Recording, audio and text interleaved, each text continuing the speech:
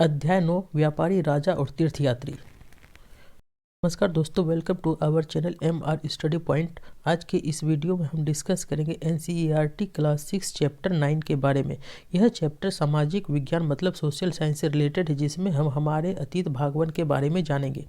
हमारे अतीत भागवन के इस चैप्टर में हम व्यापारी, राजा और तीर्थ यात्रा के बारे में जानने का प्रयास करेंगे। चलिए अब हम स्टार्ट करते हैं। बाजार में घूमती जगिनी। जगिनी अपने गांव के मेले के आस लगाए बैठी थी। स्टील के चमकदार बर्तन, रंग बिरंगी प्लास्टिक की बाल्टियां, शौख रंगों के फूलों के प्रिंटों वाले कपड़े, चाबी से चलने वाले मज़ेदार खिलौने उसे बहुत अच्छे लगते थे। इन चीज़ों को बेचने वाले दुकानदार बसों और ट्रकों पर आते थे और रात को अपना सामान समेटकर वापस चले जाते थे। जगिनी को हैरानी होती थी कि ये लोग हमेशा इस तरह क्यों घूमते रहते हैं।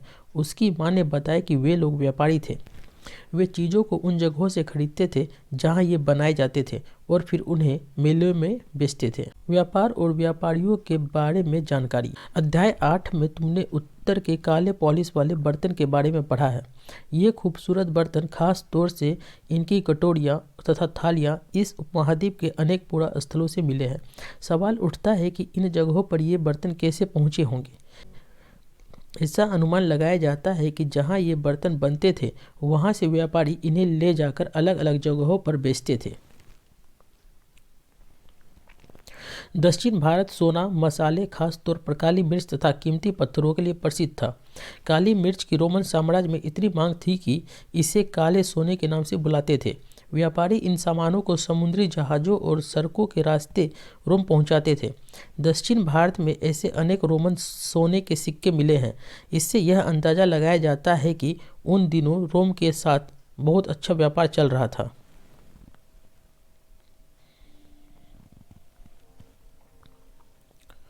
व्यापार से जुड़ी एक कविता। व्यापार के प्रमाण हमें संगम कविताओं में भी मिलते हैं। नीचे लिखी कविता में पूर्वी समुद्र तट पर स्थित पुहार पत्तन पर लाए जाने वाले माल का वर्णन मिलता है। समुद्री जहाज़ों पर लाए गए तेज तर्रार घोड़े, गाड़ियों पर काली मिर्च की गठरियाँ, हिमालय से मिले रत्न और सोना, दक्षिण की पहाड़ियों से चंदन की लकड़ियाँ, दक्षिणी सागर के मोती और पूर्वी सागर के मूंगे, गंगा और कावेरी की फसलें, श्रीलंका से आए खाद्यान्न, म्यांमार से बने मिट्टी के बर्तन और दुर्लभ कीमती आयात। व्यापारियों ने समुद्री रास्ते खोज निकाले। इनमें से कुछ समुद्र के किनारे चलते थे, कुछ अरब सागर और बंगाल की खाड़ी पार करते थे। नाविक मानसूनी हवा का फायदा उठाकर अपनी यात्रा जल्दी पूरी कर लेते थे।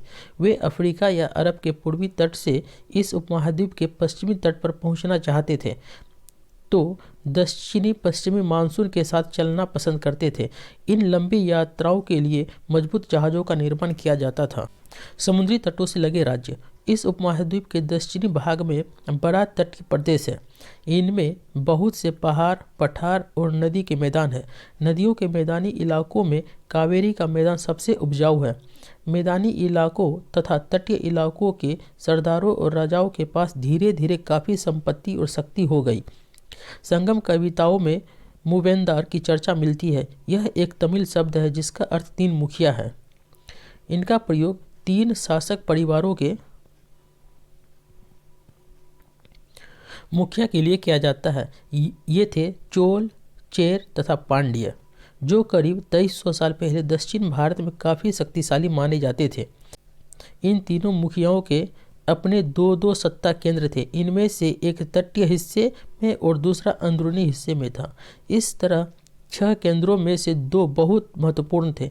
एक चोलों का पत्तन पुहार या कावेरीपट्टनम, दूसरा पांड्यों की राजधानी मदुरै।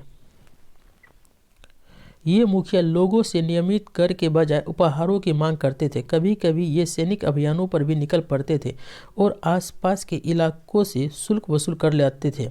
इनमें से कुछ धन वे अपने पास रख लेते थे, बाकी अपने समर्थकों, नाते रिश्तेदारों, सिपाहियों तथा कवियों के बीच बांट देते थे।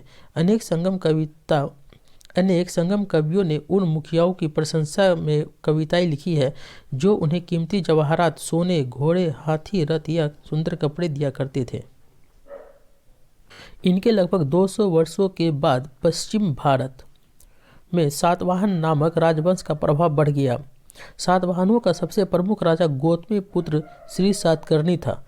उसके बारे में हमें उसकी मां गौतमी बलश्री द्वारा दान किए गए एक अभिलेख से पता चलता है। वह और अन्य सभी सातवाहन शासक दक्षिणापथ के स्वामी कहे जाते थे। दक्षिणापथ का शाब्दिक अर्थ दक्षिण की ओर जाने वाला रास्ता होता है। पूरे दक्षिणी क्षेत्र के लिए भी यही नाम प्रचलित था। श्री सातकर्णी ने पूर्वी, पश्चिमी तथा दक्षिणी तटों पर अपनी सेनाएं भेजी। रेशम मार्ग की कहानी। कीमती चमकीले रंग और चिकनी मुलायम बनावट की वजह से रेशमी कपड़े अधिकांश समाज में बहुमूल्य माने जाते हैं। रेशमी कपड़ा तैयार करना एक जटिल प्रक्रिया है। रेशम के कीड़े से कच्चा रेशम निकालकर सूत कताई होती है और फिर उससे कपड़ा बुना जाता है। रेशम बनाने की तकनीक का आविष्कार सबसे पहले चीन में करीब 7000 साल पहले हुआ। इस तकनीक को उन्होंने हजारों साल तक बाकी दुनिया से छुपाए रखा, पर चीन से पैदल, घोड़ों या ऊँटों पर कुछ लोग दूर दूर की जगहों पर जाते थे और अपने साथ रेशमी कपड़े भी ले जाते थे। जिस रास्ते से ये लोग यात्रा करते थे वह रेशम मार्ग यानी कि सिल्क रूट के नाम से प्रसिद्ध हो गया। कभी कभी चीन के शासक ईरान और पश्चिमी एशिया के शासकों को उपहार के तौर पर रेशमी कपड़ा भेजते थे। यहाँ से रेशम के बारे में जानकारी और भी पश्चिम की ओर फैल गई। करीब 2000 साल पहले रोम के शासकों और धनी लोगों के बीच रेशमी कपड़े पहनना एक फैशन बन गया। इसकी कीमत बहुत ही ज़्यादा होती थी क्योंकि चीन से इसे लाने में दुर्गम पहाड़ी और रेगिस्तानी रास्तों से होकर जाना पड़ता था। यही नहीं, रास्ते के आसपास रहने वाले लोग व्यापारियों से यात्रा शुल्क भी मांगते थे। मानचित्र 6 को देखो। इसमें सिल्क रूट तथा उसकी शाखाओं को दिखाया गया है। कुछ शासक इसके बड़े बड़े हिस्सों पर अपना नियंत्रण करना चाहते थे क्योंकि इस रास्ते पर यात्रा कर रहे व्यापारियों से उन्हें कर, शुल्क तथा तोहफों के जरिए लाभ मिलता था। इसके बदले ये शासक इन व्यापारियों को अपने राज्य से गुजरते वक्त लुटेरों के आक्रमणों से सुरक्षा देते थे। सिल्क रूट पर नियंत्रण रखने वाले शासकों में सबसे प्रसिद्ध कुषाण थे। करीब 2000 साल पहले मध्य एशिया तथा पश्चिमोत्तर भारत पर इनका शासन था। पेशावर तथा मथुरा इनके दो मुख्य शक्तिशाली केंद्र थे। तक्षशिला भी इनके ही राज्य का हिस्सा था। इनके शासनकाल में ही सिल्क रूट की एक शाखा मध्य एशिया से होकर सिंधु नदी के मुहाने के पत्तनों तक जाती थी। फिर यहाँ से जहाज़ों द्वारा रेशम पश्चिम की ओर रोमन साम्राज्य तक पहुंचता था। इस उपमहाद्वीप में सबसे पहले सोने के सिक्के जारी करने वाले शासकों में कुषाण थे। सिल्क रूट पर यात्रा करने वाले व्यापारी इनका उपयोग किया करते थे।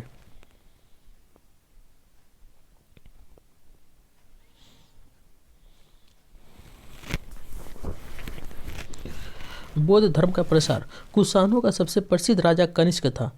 उसने करीब 1900 साल पहले शासन किया। उसने एक बौद्ध परिषद का गठन किया। इसमें एकत्र होकर विद्वान महत्वपूर्ण विषयों पर विचार विमर्श करते थे। बुद्ध की जीवनी, बुद्ध चरित्र की रचनाकार कवि अश्वघोष कनिष्क के दरबार में रहते थे।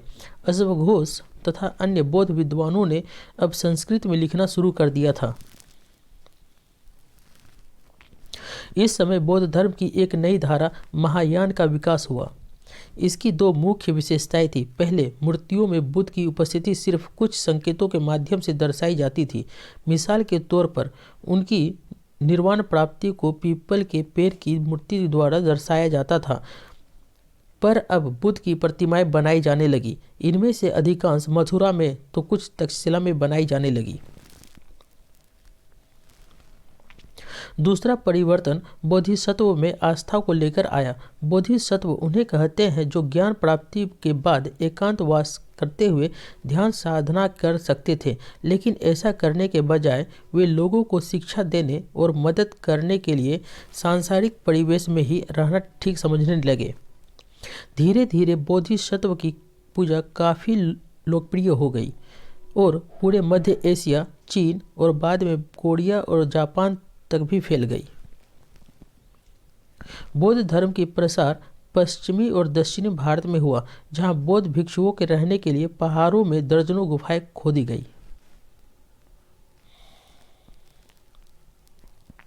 सांची के स्तूप का एक मूर्ति चित्र। यहाँ इस वृक्ष और इसके नीचे के खाली आसन को देखो। मूर्तिकारों ने यह बताने के लिए खुदाई करके यह मूर्ति बनाई कि बुद्ध को ज्ञान की प्राप्ति इसी वृक्ष के नीचे बैठकर ध्यान करते हुए हुई।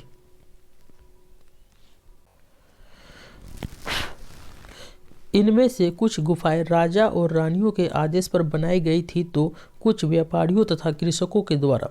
इनमें से ज़्यादातर गुफाएं पश्चिमी घाट के दर्रों के पास बनाई गई थी। दक्कन के शहरों और तटों के समृद्ध बंदरगाहों और इन्हें जोड़ने वाले सड़कें भी इन्हीं दर्रे से होकर गुजरती थी। ऐसा लगता है कि यात्रा करने वाले व्यापारी इन गुफाओं वाले मठों में विश्राम के लिए रुकते थे। बौद्ध धर्म दक्षिण पूर्व की ओर श्रीलंका, म्यांमार, थाईलैंड तथा इंडोनेशिया सहित दक्षिण पूर्व एशिया के अन्य भागों में भी फैला।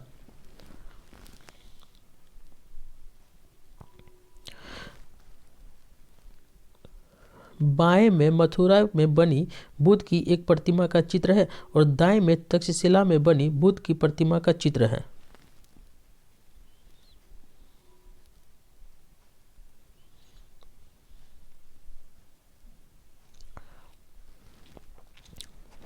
कार्ले की गुफा महाराष्ट्र में है। थेरवाद नामक बौद्ध धर्म का आरंभिक रूप इन क्षेत्रों में कहीं अधिक प्रचलित था।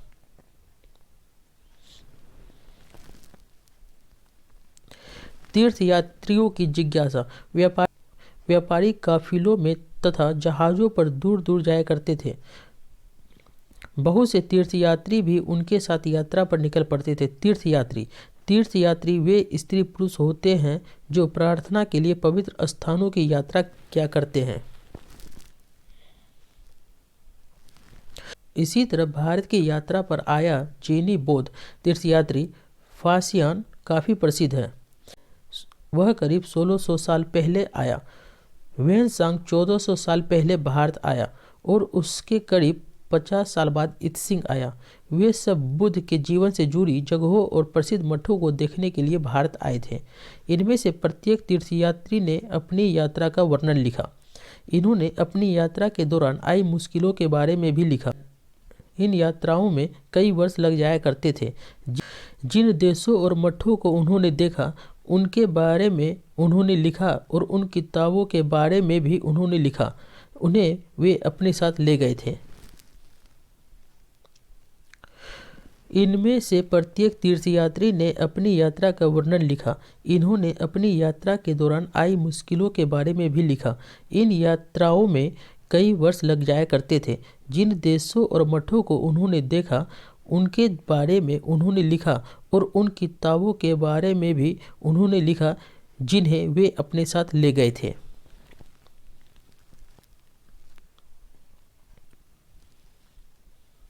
फासियान चीन वापस कैसे लौटा? फासियान ने अपने घर चीन वापस लौटने के लिए अपनी यात्रा बंगाल से शुरू की। वह व्यापारियों के एक जहाज पर चढ़ा। मुश्किल से वे 2 दिन ही चल पाए थे कि समुद्री तूफान में फंस गया।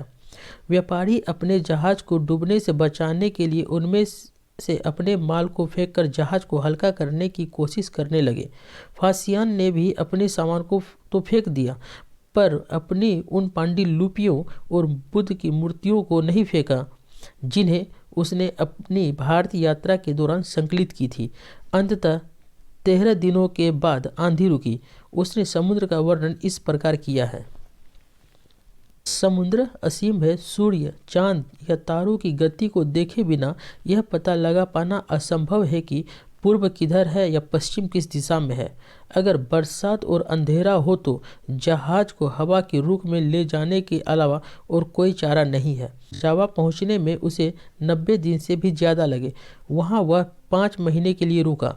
इसके बाद उसने दूसरे व्यापारी जहाज में चढ़कर वह चीन पहुंचा। ह्वेनसांग भूमार्ग से उत्तर पश्चिम और मध्य एशिया होकर चीन वापस लौटा। उसने सोने, चांदी और चंदन की लकड़ी की बनी बुद्ध की मूर्तियां तथा 600 से भी ज़्यादा पांडुलिपियां एकत्र की थी। उन्हें वह 20 घोड़ों पर लादकर ले गया, पर इनमें से 50 पांडुलिपियां उस समय खो गई जब सिंधु नदी पार करते हुए उनकी नाव पलट गई थी। अपने जीवन का बाकी हिस्सा उसने बची हुई पांडुलिपियों का संस्कृत से चीनी अनुवाद करने में लगा दिया। नालंदा शिक्षा का एक विशिष्ट केंद्र। ह्वेनसांग तथा अन्य तीर्थयात्रियों ने उस समय के सबसे प्रसिद्ध बौद्ध विद्या केंद्र नालंदा यानी कि बिहार में अध्ययन किया। उसने नालंदा के बारे में इस प्रकार लिखा है। यहाँ के शिक्षक योग्यता तथा बुद्धि में सबसे आगे है। बुद्ध के उपदेशों का वह पूरी ईमानदारी से पालन करते हैं।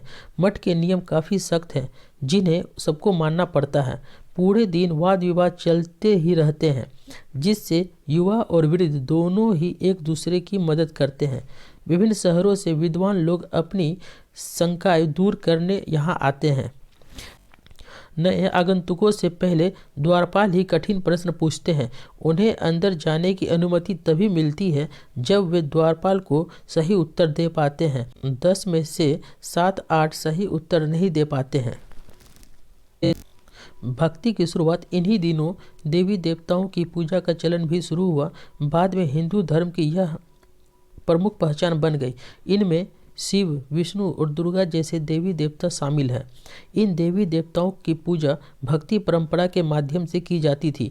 भक्ति उस समय काफ़ी लोकप्रिय परंपरा बन गई। किसी देवी या देवता के प्रति श्रद्धा को ही भक्ति कहा जाता है। भक्ति का पथ सबके लिए खुला था, चाहे वो धनी हो या गरीब, ऊंची जाति का हो या नीची जाति का, स्त्री हो या पुरुष। भक्ति मार्ग की चर्चा हिंदुओं के पवित्र ग्रंथ भगवद गीता में की गई है। भगवद गीता महाभारत का एक हिस्सा है। इसमें भगवान कृष्ण अपने भक्त और मित्र अर्जुन को सभी धर्मों को छोड़कर उनकी शरण में आने का उपदेश देते हैं, क्योंकि केवल कृष्ण ही अर्जुन को सारी बुराइयों से मुक्ति दिला सकते हैं। पूजा का यह रूप धीरे धीरे देश के विभिन्न भागों में फैलने लगा।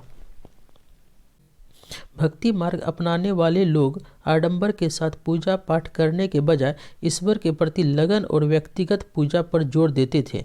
भक्ति मार्ग अपनाने वालों का यह मानना है कि अगर अपने आराध्य देवी या देवता की सच्चे मन से पूजा की जाए तो वह उसी रूप में दर्शन देंगे जिसमें भक्त उसे देखना चाहते हैं। इसलिए आराध्य देवी या देवता मानव के रूप में भी हो सकते हैं या फिर सींग, पैर या किसी अन्य रूप में भी। जैसे जैसे इस विचार को समाज द्वारा स्वीकृति मिलती गई, कलाकार देवी देवताओं की एक से बढ़कर एक खूबसूरत मूर्तियां तैयार करने लगे। वराह के रूप में विष्णु एरन मध्य प्रदेश की यह शानदार मूर्ति विष्णु के वराह रूप की है। पुराणों के अनुसार जल में डूबी पृथ्वी को बचाने के लिए विष्णु ने वराह रूप धारण किया था। यहाँ पृथ्वी को एक स्त्री के रूप में दर्शाया गया है। भक्ति भज शब्द से बना है जिसका अर्थ विभाजित करना या हिस्सेदारी होता है। इसका अर्थ यह है कि भक्ति भगवान और भक्त के बीच परस्पर एक अंतरंग संबंध है। भक्ति भगवत या भगवान के प्रति झुकाव है। भगवत का एक अर्थ यह भी है जो अपने ऐश्वर्य तथा सुख को भक्तों के साथ बांटता है, यानी भक्त या भागवत अपने देवी देवता के भाग का हिस्सेदार होता है। एक भक्त द्वारा लिखी गई एक कविता।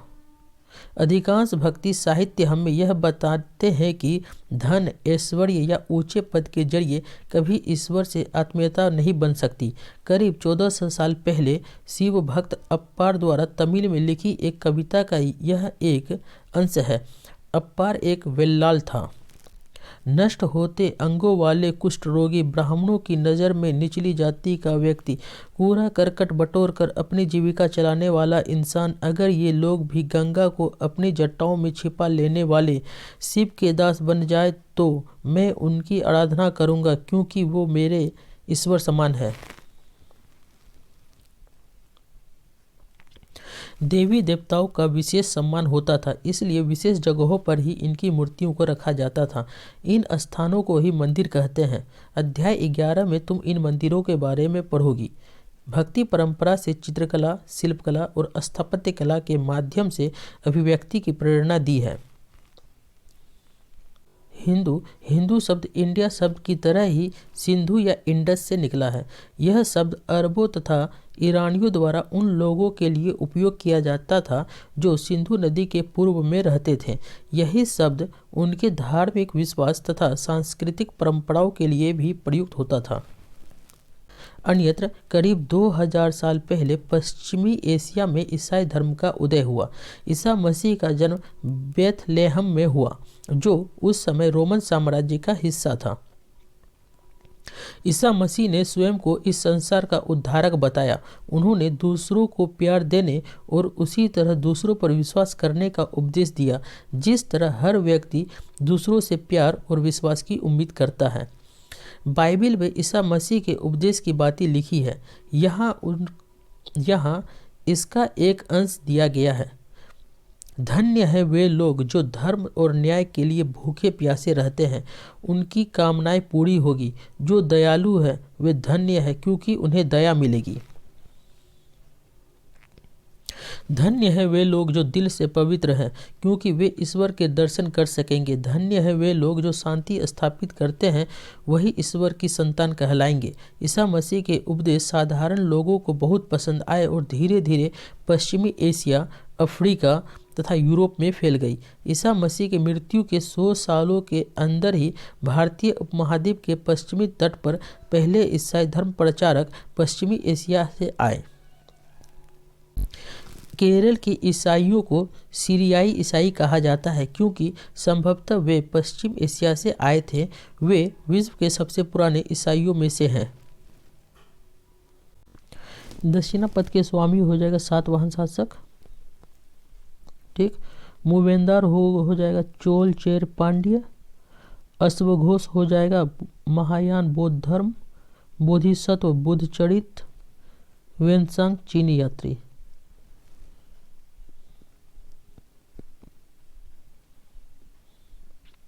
कुछ महत्वपूर्ण तिथियां। रेशम बनाने की कला की खोज लगभग 7000 साल पहले। चोल चेर तथा पांड्य लगभग 2300 साल पहले। रोमन साम्राज्य में रोमन की बढ़ती मांग लगभग 2000 साल पहले। कुषाण शासक कनिष्क लगभग 1900 साल पहले। फासियान का भारत आगमन लगभग 1600 साल पहले। ह्वेनसांग की भारत यात्रा, अप्पार की शिव स्तुति की रचना लगभग 1400 साल पहले। इस तरह से यह चैप्टर समाप्त होता है। धन्यवाद। अगर आपको स्टडी रिलेटेड यह कंटेंट पसंद आया है तो चैनल को सब्सक्राइब करना ना भूलें और वीडियो को लाइक और शेयर करें। धन्यवाद।